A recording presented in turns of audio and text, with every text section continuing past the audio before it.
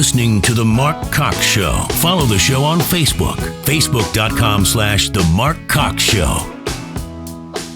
Did you call her a narcissistic Looney Tune? I am not going to comment on what I did or did not say back in the late 90s.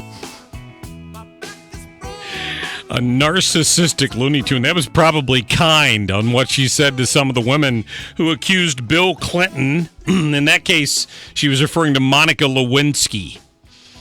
So many times on this show, you've heard us talk about the half-truths and the flat-out lies that Hillary Clinton is willing to tell.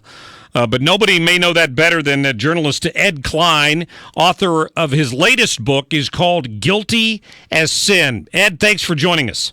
Oh, it's a great pleasure to be with you today. Thank you for having me. Absolutely. You know, I was looking, haven't had a chance to read your book yet. I'll just tell you that up front. I've read a couple of the chapters that have been released, and the timing, number one, couldn't be better, as we in the conservative community try to go out every day and convince people that Hillary Clinton will say or do anything to get elected. Well, this book is the Bible of that movement, because it is meant to be part of this this opening into the truth about how much of a liar and deceitful person Hillary is, how she has covered up all her life, all her sins, all of Bubba's sins, her husband's sins, and there is a tremendous amount of new material in this book, Guilty as Sin, that I think your listeners would really, really like, and they can get it at Amazon.com and BarnesandNoble.com. I'm told that it's like $16, which is like a movie and some popcorn for hardcovers, and $12 for Kindle. Yeah. Do you worry about your safety at all printing something like this? People have told me that I better watch myself when I cross the street and look both ways, so that I... who knows who's going to run me down. But so far, I don't want to put the evil eye on myself. So far, everything has been okay. Well, that's good. Let me have you give my listeners an example of some of the stuff that you've uncovered in here. I saw the excerpt about the Clinton Library and the private residence that the Clintons keep up top, and some of that's just explosive stuff. You actually quote people in the book who women who've been invited up there. Well, yeah, let me tell you about that. Bill Clinton has a very expensive William Jefferson Clinton Library in Little Rock, and on the 5th floor of that library, presidential library, is his personal penthouse apartment, large apartment, which is very luxurious, has a terrace overlooking the Arkansas River. Sometimes he chips golf balls into the Arkansas River from that terrace. He invites 20-year-old interns who work for the library to his penthouse apartment, and I interviewed two of them who give him foot massages. I've asked them if it goes beyond foot massages, and they claim that it doesn't. I do know that he has parties up there with very pretty women that he invites. One of the men who was at one of these parties told me that Bill brings out his water hose and garden hose and hoses them down like in a wet T-shirt contest. So this is Bill still at it, and I don't think he's going to stop. And I think his concern is that if his wife is elected president, he's going to get under a lot of scrutiny, and he's worried about that. I'm told that he's very concerned that this is going to put a crimp in his style. Did I read something in there about nude pool parties? He had plans to build a swimming pool in the penthouse, and he got an architect to draw up plans, and his idea was to have the same kind of nude swimming parties that John F. Kennedy had when he was in the White House, and when there was still a pool in the White House, which there isn't anymore.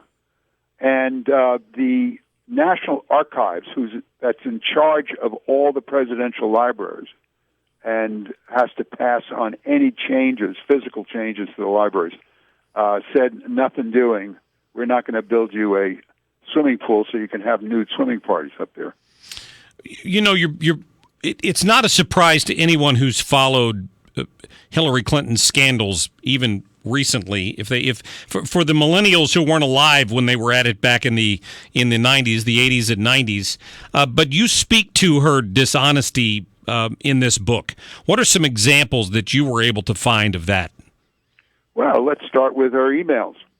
I mean, there's no question in anyone's mind that I've spoken to that she set up this secret, unsecure, private server in the basement of her home in Chappaqua in order to avoid Freedom of Information Act requests for her emails, and also to hide the fact that while she was Secretary of State, she had a pay-to-play relationship with the Clinton Foundation. And here's how it worked. Take one example. There's a well-known Canadian businessman who's a big pal of Bill Clinton's who wanted to purchase and then sell 20% of the United States uranium production. Uranium, of course, is used in nuclear weapons. Right. And he, in order to get this passed, he donated tens of millions of dollars through a cutout charity in Canada, not directly to the Clinton Foundation. And that charity, in turn, donated money to the Clinton Foundation so that his fingerprints weren't on it. And once he did that, Hillary Clinton voted in favor of letting him not only buy this 20% of the United States production of uranium, but then sell it, turn around and sell it to Vladimir Putin in Russia. So Putin is now has in his grasp 20% of our uranium production. And Bill Clinton, soon after this deal went through, was invited to Moscow by Putin, where he gave a speech. I think it was about a 20-minute speech, and he was paid $500,000 for that speech. And if that's not what a bribe, I don't know what is. Right. Yeah. The people have sort of been waiting for some sort of a smoking gun to come out of some of these email leaks, the WikiLeaks stuff. There's certainly a lot of smoke, and that's one piece of evidence that you refer to in the book of this uranium deal. There are, of course, there are others. You know, there's the deal where Hillary's brother Tony Rodham got a deal with a construction company down in Haiti after the hurricane hit Haiti, where he was put on the board of a gold mine in Haiti.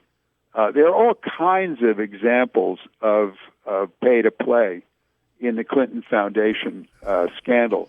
That scandal, by the way, is still under investigation by the FBI. It has been now for pretty much almost 2 years. But, and I have a big but here, given the fact that FBI Director James Comey did not recommend an indictment of Hillary on the emails, which she was clearly guilty of sin of violating the Espionage Act by putting classified top-secret documents on an unsecure server.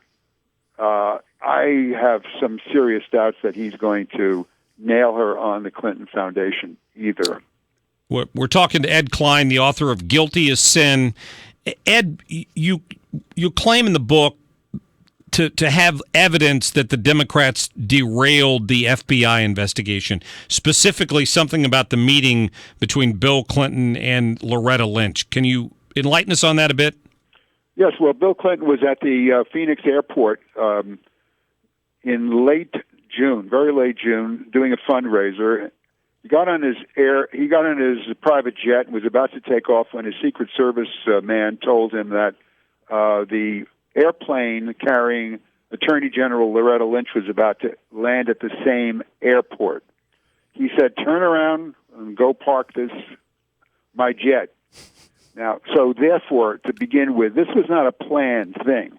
But once he realized that he had Loretta Lynch at the same airport, he called his legal advisor, who I later spoke to, and said, "What do you think of the idea if I bushwhack her and get on that plane and make it look like there's a fix between me and the Clintons, the Clinton family, and to get Hillary off the hook.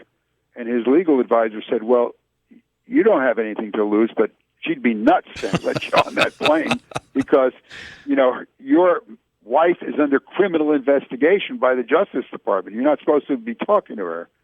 Anyway, he had his Secret Service guy call Loretta Lynch's armed FBI guards on her plane and said the president would like to see the Attorney General. And lo and behold, she said, okay. So he walked across the tarmac. It was about 75 yards between these two planes, 108 degrees in Phoenix. He said later he could feel the heat rising from the tarmac right through his loafers. He climbed up the steps and into the plane, and there he found Loretta Lynch with her husband, who was traveling with her. And he said later on to his legal advisor, I could tell from the get-go that she realized that she had made a huge mistake letting me on that plane because she started trembling, physically trembling. I could see her tremble. And her husband was rubbing her back and rubbing the tops of her hands to compose her. But she was very, very nervous. He said that what they spoke about was irrelevant because it wasn't about his trying to convince her of anything. It was simply the optics, the visual idea, the concept of Bill Clinton talking privately when he shouldn't have to the head of the Justice Department about an ongoing investigation of his wife. Intentional. And when he left that plane, he said he could see beads of perspiration on her upper lip. I'm sure that he could. Fascinating stuff. I can't wait to read the book. It's called Guilty as Sin. It's available on Amazon. Ed was right. The hardcover's about $16. You can get the Kindle version for just about $1 less than that. That's a good deal. Ed, I can't wait to read the book. Thanks so much for your time. Well, it's so great to have me on. Thank you very much, and look forward to another conversation. Absolutely. Thank you very much. That Ed Klein there, wanted to get him on and talk about this. Of everything in the book that I've heard about so far, that conversation about the tarmac is inside information that we haven't gotten yet. I can't wait to read the whole book. 314